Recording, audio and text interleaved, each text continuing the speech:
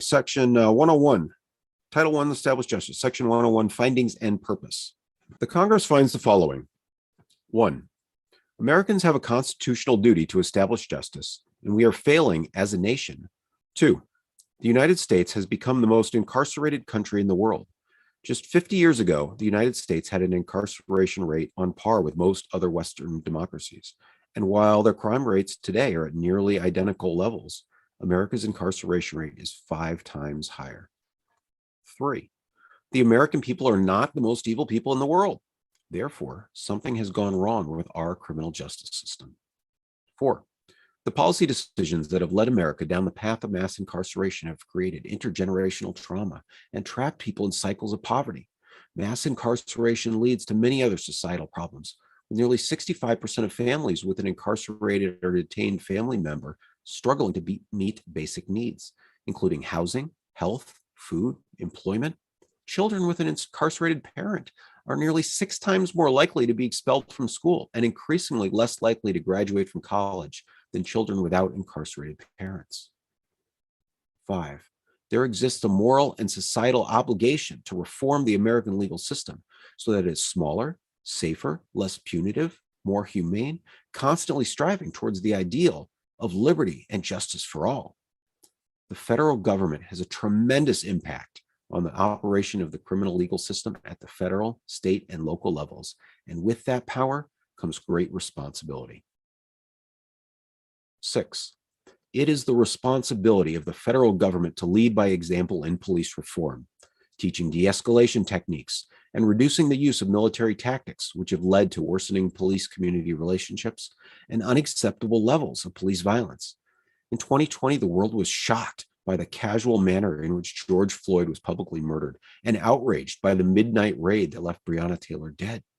Nationwide, hundreds of thousands of people languished in jail without having been convicted, but often just as for an inability to afford cash bail, and which leads to an increased likelihood of conviction and lengthier sentences.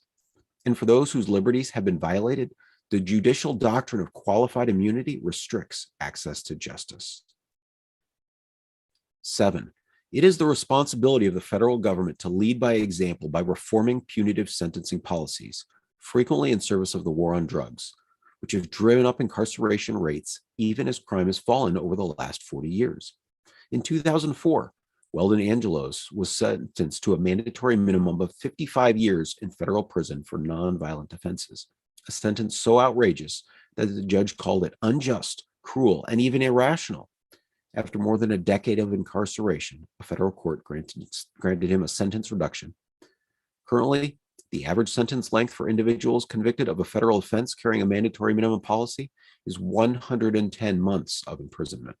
8. It is the responsibility of the federal government to lead by example in humanizing incarcerated Americans by reforming cruel and inhumane treatment in prison and promoting practices conducive to rehabilitation. Matthew Charles had served decades in prison before being released in 2016, and by all accounts was a model citizen when the court reversed its decision a year later and sent him back to prison. He began serving the final decade of his sentence until the passage of the First Step Act in 2018 brought about his permanent release. A few months later, he attended a White House celebration of the criminal justice reform bill, which prompted Donald Trump to observe that so many incarcerated Americans really are serving 40 and 50-year sentences for things that you wouldn't even believe that some people wouldn't even be going to prison for today. 9. The policy decisions of the last half century must be re-examined in order to build a better America in the 21st century. And the purpose of this title is to vigorously pursue our first duty under the Constitution, establish justice.